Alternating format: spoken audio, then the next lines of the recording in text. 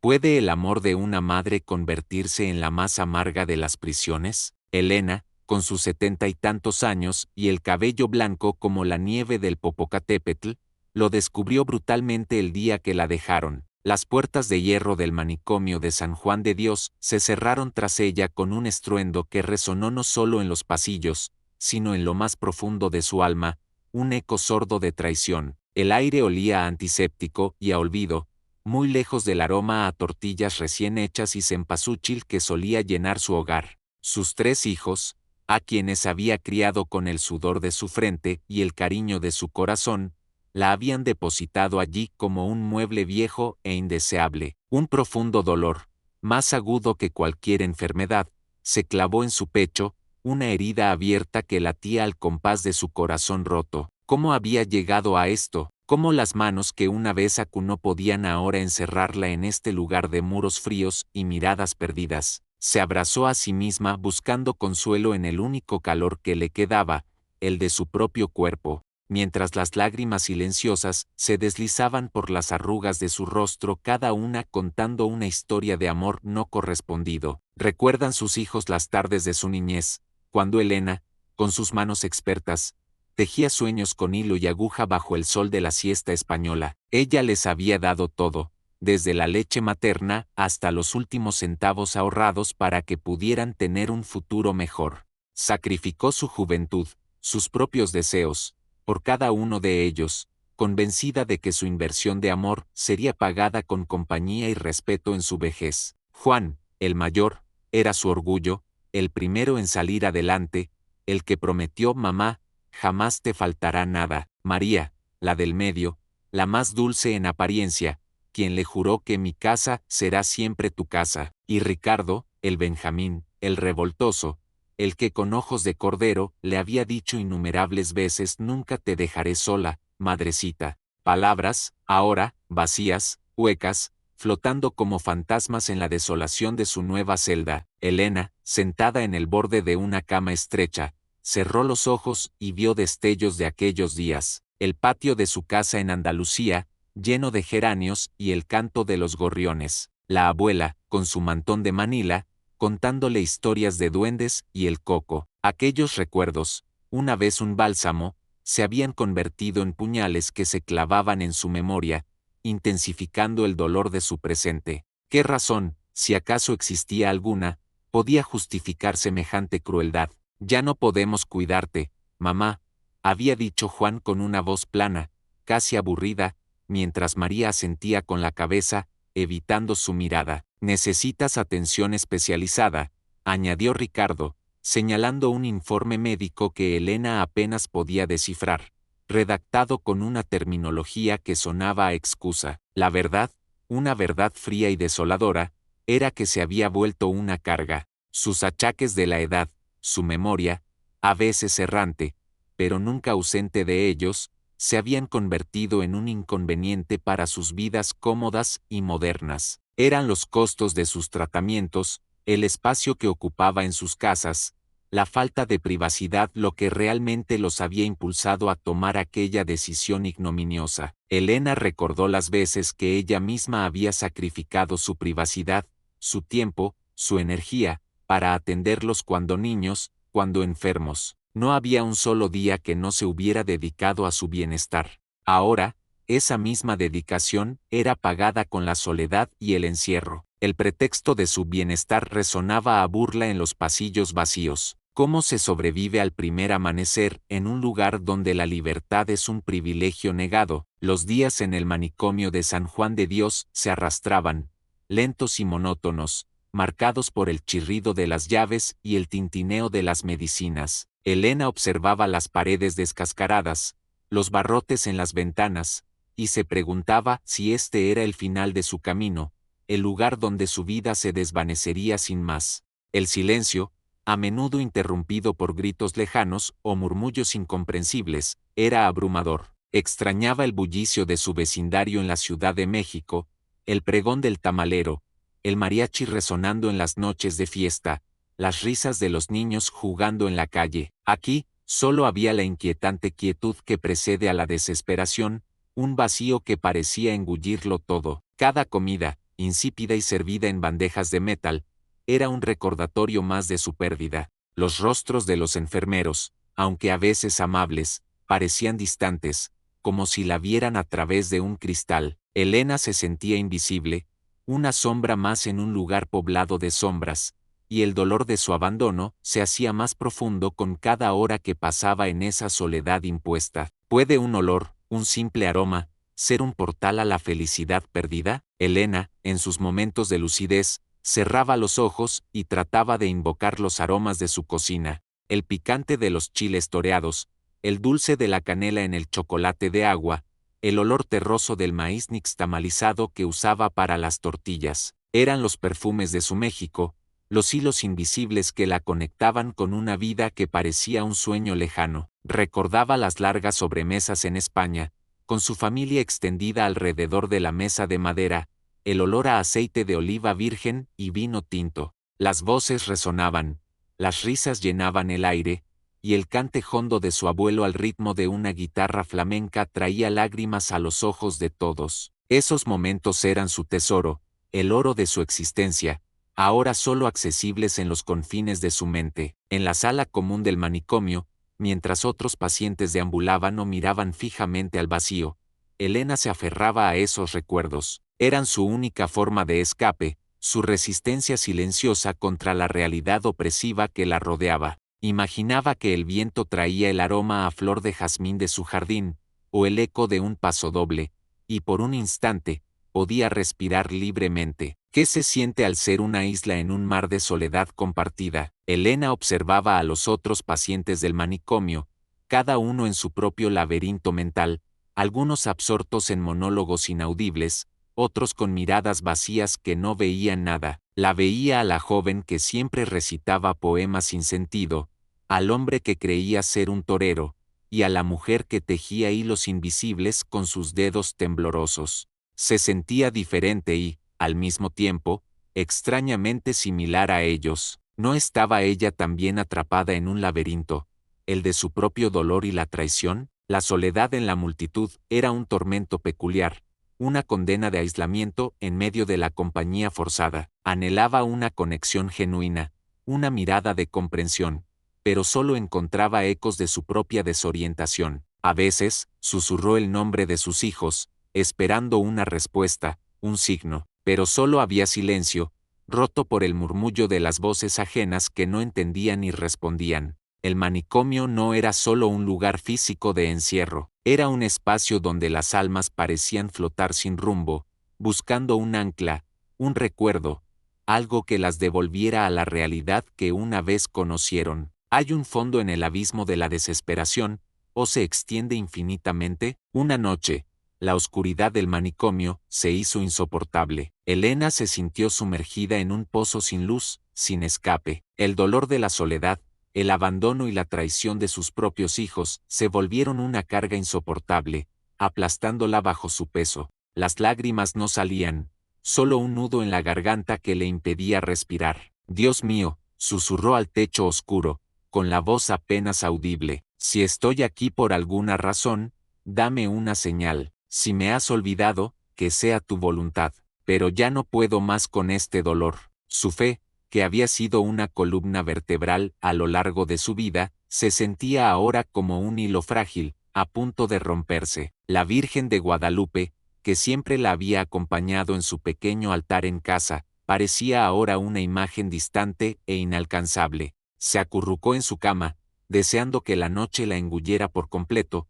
que el amanecer no llegara. Era un ruego desesperado, no por la muerte, sino por la paz, por un cese a la tortura de su existencia. En ese momento de rendición total, un atisbo de algo, una chispa minúscula, pareció responder en la oscuridad, un calor imperceptible, pero presente. ¿Qué misterio esconde el viento cuando susurra más que hojas, más que lamentos? Fue una mañana, mientras el sol de Castilla intentaba colarse por las ventanas enrejadas, que Elena sintió algo diferente. No era una voz audible, sino un murmullo en el viento, una sensación tibia y reconfortante que envolvió su piel como un abrazo invisible. ¿Era el delirio, o algo más, algo divino? Miró a su alrededor, a los otros pacientes, a las enfermeras que pasaban, pero nadie parecía percatarse de aquella extraña presencia. Era personal, íntimo, un secreto entre ella y el aire. El sentimiento no era de miedo,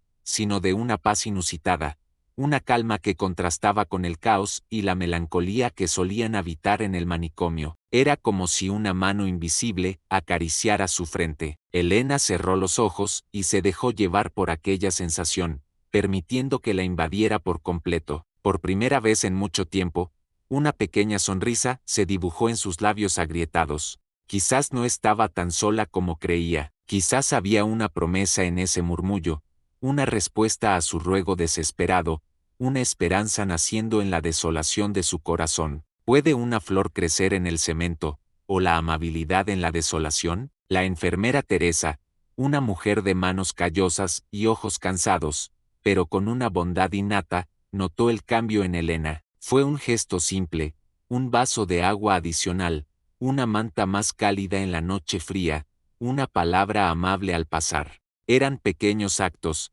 casi imperceptibles, pero para Elena, eran destellos de luz en la rutina gris del manicomio. También hubo una paciente, una mujer joven llamada Carmen, que solía pasar sus días dibujando figuras fantásticas en el aire. Un día, Carmen se acercó a Elena y le ofreció una pequeña flor de papel que había doblado con una destreza sorprendente. No dijo nada, solo sonrió, y en esa sonrisa Elena vio una conexión, un reconocimiento mutuo de almas que buscaban consuelo. Estos pequeños gestos, antes insignificantes, se magnificaron bajo la nueva percepción de Elena. Sentía que el murmullo del viento no solo le traía paz, sino que también abría sus ojos a la bondad que aún existía en el mundo, incluso en los lugares más inesperados. El manicomio, aunque seguía siendo su prisión, empezaba a mostrarle destellos de humanidad que antes no veía. ¿Vuelve la fe cuando el alma está a punto de romperse?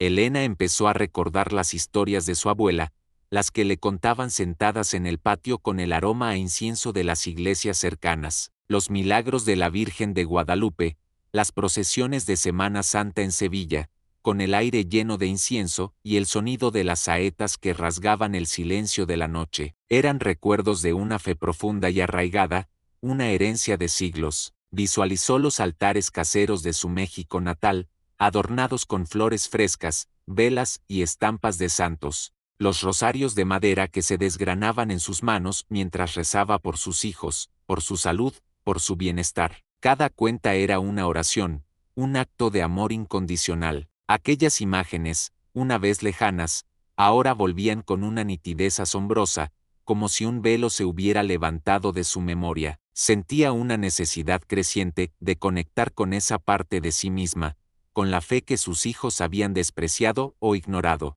El espíritu que la visitaba no solo le traía consuelo, sino que también la guiaba de nuevo a la fuente de su fortaleza más profunda. Las paredes del manicomio se desdibujaban mientras su mente viajaba a capillas doradas y retablos llenos de devoción, buscando la paz que solo la fe podía ofrecer. ¿Puede un ser alado ser un mensajero de lo divino, o solo una coincidencia afortunada? Una mañana, un pequeño gorrión, audaz y vivaz, se posó en el alféizar de la ventana enrejada de Elena. Era algo inusual, ya que los pájaros rara vez se aventuraban tan cerca de la construcción sombría. El gorrión la miró con sus pequeños ojos oscuros, y Elena sintió una conexión instantánea, una chispa de alegría en su corazón. El pájaro regresó cada día, al amanecer, piando su dulce melodía, como si la saludara personalmente. Para Elena, no era solo un pájaro, era una señal, un símbolo de libertad y esperanza, un recordatorio de que la vida seguía, incluso más allá de los muros. Se sentía como si el espíritu que la acompañaba le hubiera enviado este pequeño ser para recordarle la belleza que aún existía. Elena empezó a dejar pequeñas migajas de pan en el alféizar, esperando ansiosamente la visita diaria de su pequeño amigo emplumado. La presencia del gorrión se convirtió en un ritual sagrado, un momento de comunión que la elevaba por encima de su entorno opresivo. El mundo exterior, con su promesa de libertad, no estaba tan lejos como parecía, y el pájaro del alba era su guía, su faro de esperanza. ¿Es posible encontrar la calma en el ojo de un huracán, o la serenidad en medio del caos? A pesar del ambiente ruidoso y a veces perturbador del manicomio, Elena empezó a experimentar una profunda paz interior. Las voces disonantes, los gritos esporádicos, incluso el chirrido de las puertas, parecían desvanecerse en un segundo plano. Se sentía envuelta en una burbuja de quietud, inquebrantable. Esta paz no era el resultado de la resignación, sino de una fortaleza recién descubierta. Era un regalo del espíritu que la visitaba, una armadura contra la desesperación. Recordaba las palabras de su madre, en la calma, Dios te habla, y ahora entendía su significado con una claridad abrumadora. La fe que había renacido en ella le permitía ver más allá del sufrimiento. Elena cerraba los ojos y se transportaba a un lugar dentro de sí misma, un jardín secreto donde el sol siempre brillaba y las flores de jazmín perfumaban el aire. Esta paz era suya, nadie podía quitársela, ni sus hijos, ni los muros del manicomio. Era la prueba de que, incluso en el abandono más profundo, la conexión con lo divino podía florecer. ¿Puede el cambio interior reflejarse en los ojos, transformando la percepción de quienes te rodean? La enfermera Teresa fue la primera en notarlo. Los ojos de Elena, antes opacos y llenos de una tristeza profunda, ahora brillaban con una luz inusual, una serenidad que parecía desafiar su entorno. Ya no era solo una anciana abandonada, había algo más en ella, una chispa, una vitalidad que se negaba a extinguirse. Otros pacientes también empezaron a gravitar hacia ella, aquellos que antes la ignoraban o solo la veían como otra alma perdida, ahora buscaban su cercanía. Carmen, la joven que dibujaba en el aire, a menudo se sentaba a su lado, y aunque no hablaban mucho, había una comprensión tácita entre ellas. La presencia de Elena se había vuelto un ancla, un centro de calma en el caos. Elena no hacía nada extraordinario, solo existía, irradiando una quietud que parecía contagiosa. Su dolor no había desaparecido por completo, pero se había transformado, dejando espacio para una compasión más grande. Era como si el Espíritu Divino que la acompañaba la hubiera dotado de una nueva visión, permitiéndole ver el alma de quienes la rodeaban con ojos de amor y empatía. ¿Cómo se reconoce una voz que no se escucha, una presencia que no se ve? Para Elena, el Espíritu de Dios se había manifestado no con milagros ostentosos, sino con una guía silenciosa pero firme. Era la intuición que la llevaba a ofrecer una sonrisa a un paciente que lloraba, la fuerza para levantarse de la cama cuando el desánimo amenazaba con atraparla, la sabiduría para encontrar belleza en lo mundano. Sentía una conexión constante, una compañía ininterrumpida que le susurraba al oído del alma, le recordaba que era amada, que no estaba sola, que su propósito no había terminado. Esta presencia se convirtió en su confidente, su maestro, su refugio. Ya no se sentía a la deriva, tenía un ancla, una dirección, incluso dentro de los confines de su prisión. Este espíritu no solo le brindaba consuelo, sino que también la impulsaba a actuar, a ser una luz para otros. Le recordaba su propia valía, la dignidad que sus hijos habían intentado arrebatarle, pero que ella, con la ayuda divina, había logrado recuperar. Elena ya no era una víctima, sino una guerrera silenciosa, guiada por una fuerza invisible pero poderosa. ¿Puede la belleza más simple ser una forma de resistencia, o un acto de fe? Elena, inspirada por la visita del gorrión, comenzó a ver el potencial de vida incluso en los rincones más áridos del manicomio. Pidió a la enfermera Teresa si podía tener unas macetas con flores. Con algo de reticencia al principio, la enfermera, sorprendida por el nuevo vigor de Elena, accedió a su peculiar solicitud.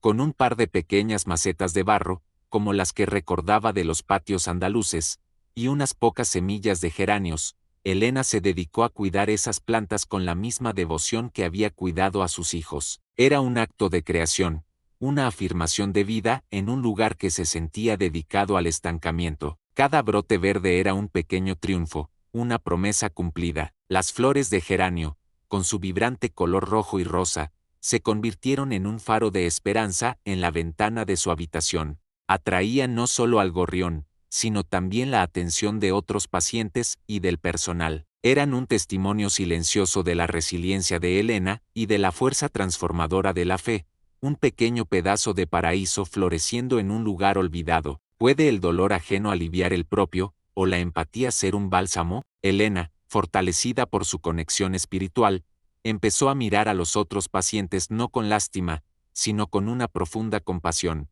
Veía su propio sufrimiento reflejado en sus ojos, pero también la chispa de humanidad que aún persistía. Recordó cómo su madre, en los pueblos de México, siempre extendía una mano amiga a quienes sufrían. Comenzó a ofrecer pequeños actos de ayuda. A una paciente que olvidaba dónde había dejado sus pocas pertenencias, Elena la ayudaba a encontrarlas. A otra que sollozaba sin consuelo, le ofrecía una palmada reconfortante en la espalda. Pequeños gestos, silenciosos en su mayoría, pero que creaban ondas de conexión y un sentido de comunidad en un lugar donde la individualidad y el aislamiento reinaban. Su presencia se convirtió en un consuelo para muchos. Se sentía como si el Espíritu de Dios la estuviera usando como un conducto para el amor y la sanación. El dolor de su abandono no desaparecía por completo, pero al ayudar a otros, se volvía menos pesado, más tolerable. Encontró un nuevo propósito,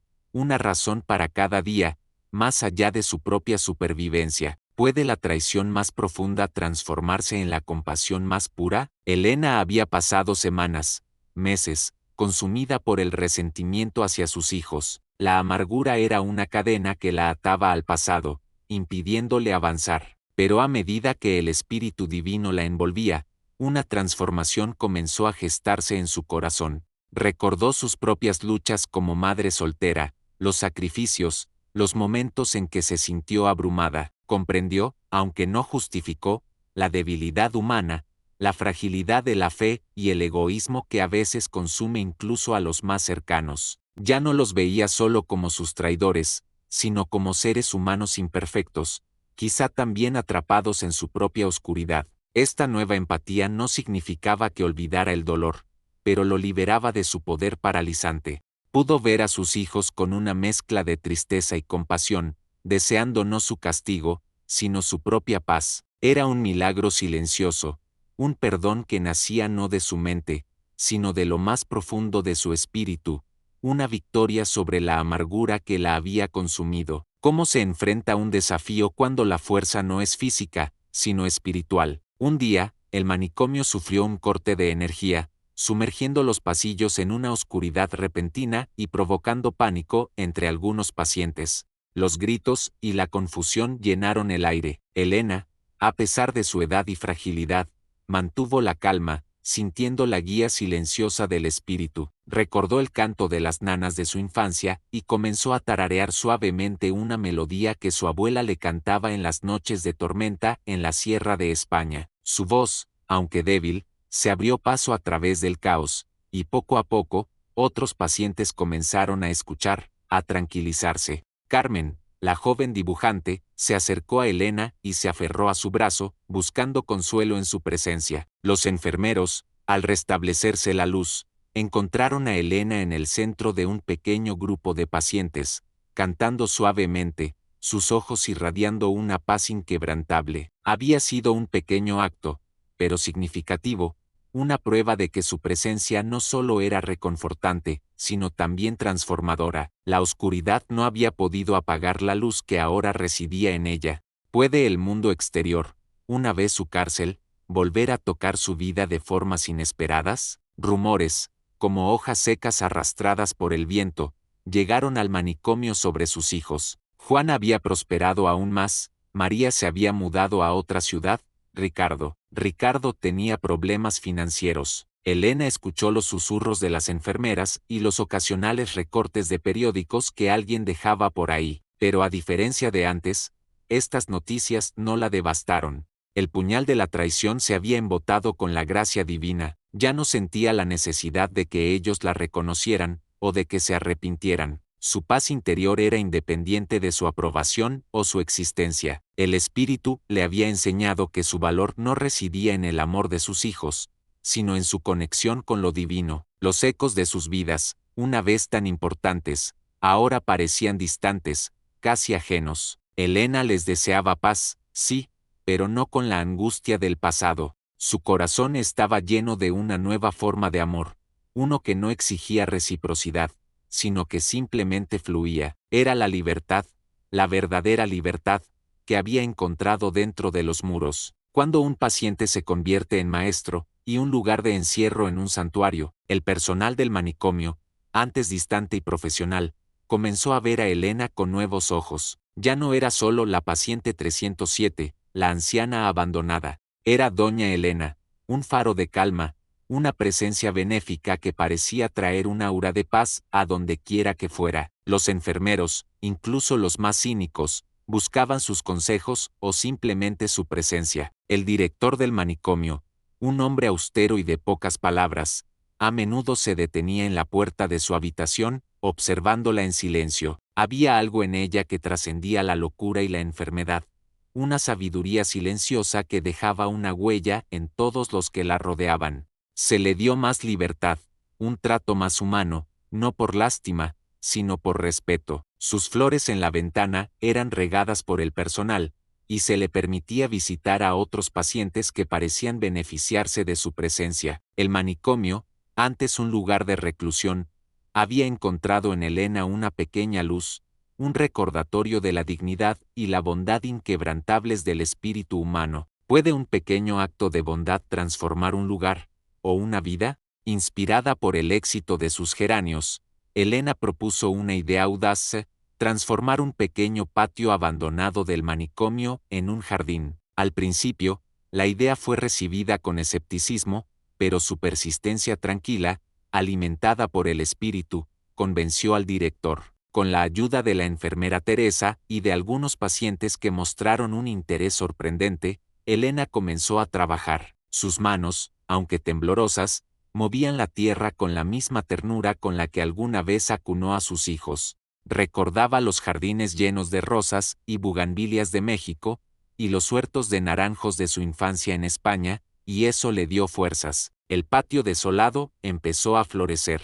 Flores coloridas, plantas aromáticas y pequeñas hortalizas. El jardín se convirtió en un refugio para pacientes y personal, un lugar de belleza y sanación en medio de la monotonía. Era la prueba tangible del impacto de Elena, una manifestación física de la luz que el Espíritu de Dios había encendido en ella. ¿Qué ocurre cuando la fe se convierte en una fuerza visible, capaz de conmover a los corazones más duros? Un día, una delegación de la comunidad, incluyendo un sacerdote local y representantes de asociaciones de ayuda a mayores, visitó el manicomio, alertados por los rumores de un jardín milagroso y una anciana santa. El director, aunque reacio, permitió la visita. Vieron a Elena en el jardín, con el sol de la tarde iluminando su cabello blanco, rodeada de pacientes que escuchaban atentamente sus historias, o simplemente disfrutaban de su presencia. No había gritos, no había desesperación, solo una paz palpable que irradiaba de ella. El sacerdote, un hombre de profunda fe, sintió una emoción inusual, una presencia divina en aquel lugar. Elena, con su voz suave pero firme, habló de la importancia del amor, del perdón y de la fe. No mencionó a sus hijos directamente, pero sus palabras resonaron con una verdad universal que conmovió a todos los presentes. Era el Espíritu de Dios hablando a través de ella, transformando un lugar de olvido en un santuario de esperanza y resiliencia. El milagro no era solo el jardín, sino la propia Elena. ¿Puede la verdad, por dolorosa que sea, encontrar su camino incluso a través de las paredes de la indiferencia? Las noticias del milagro del manicomio y de la Santa Elena se extendieron más allá de la comunidad. Un día, una prima lejana de Elena, que había escuchado los rumores, reconoció su descripción y, con el corazón encogido, decidió contactar a los hijos. Juan, María y Ricardo recibieron la llamada con una mezcla de sorpresa e incomodidad. «Mamá está diferente», dijo la prima con cautela, «ha transformado el manicomio. La gente la llama una santa». La palabra «santa» sonó extraña, casi ridícula, en sus oídos acostumbrados a la lógica fría del dinero y la conveniencia, pero una semilla de duda, de curiosidad, fue plantada. Al principio, lo descartaron como un disparate, un cuento de viejas, pero los rumores persistieron, se hicieron más fuertes, y la vergüenza comenzó a carcomerlos. ¿Cómo era posible que su madre, la que habían abandonado, se hubiera convertido en algo tan venerable? La semilla de la duda crecía, regada por el eco de sus conciencias. Cuando la culpa se vuelve un peso insoportable, capaz de romper las corazas más duras, Ricardo, el hijo menor, el más sensible quizás, fue el primero en ceder.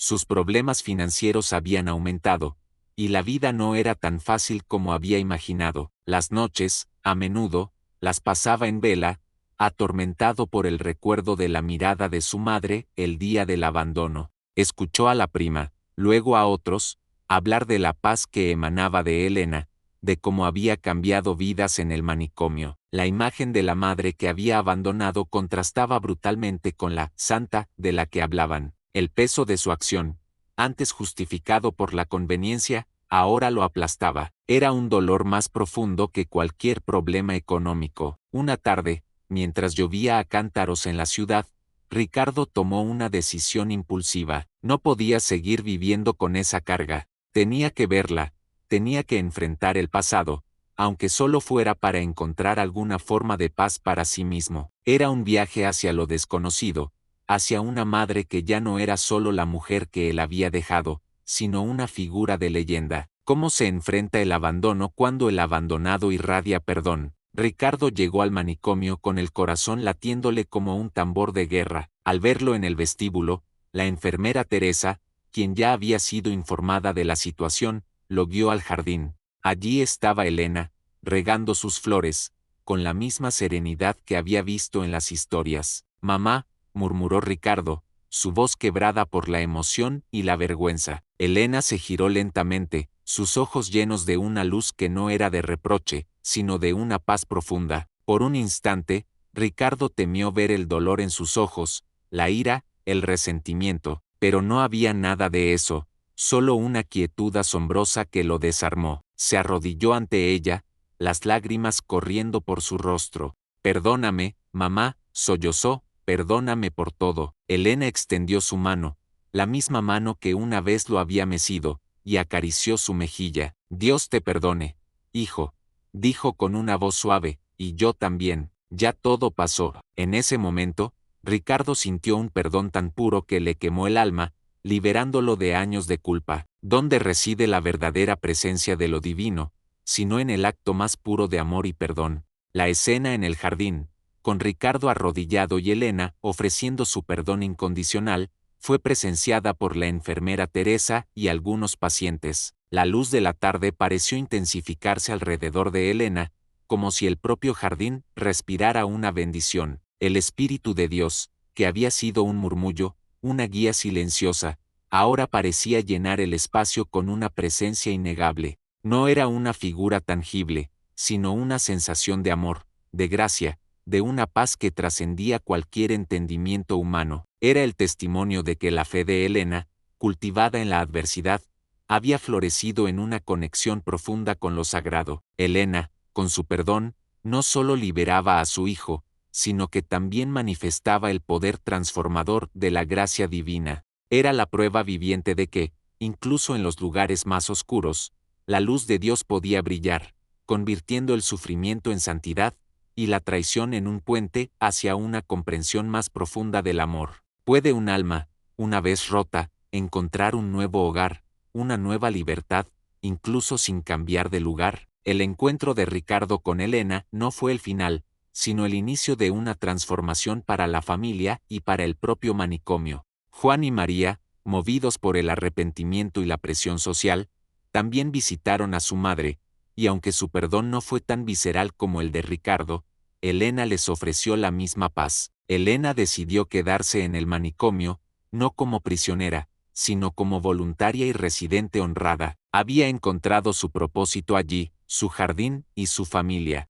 El director, conmovido por su historia y su influencia, transformó parte del manicomio en un centro de terapia ocupacional y espiritual, con Elena como su faro y su musa. Su habitación, con las flores en la ventana, se convirtió en un santuario visitado por muchos. El manicomio, antes un lugar de oscuridad, se había convertido en un faro de esperanza y sanación, un testimonio del Espíritu de Dios obrando a través de una mujer que había sido abandonada, pero nunca olvidada por lo divino. ¿Qué permanece cuando el dolor se desvanece?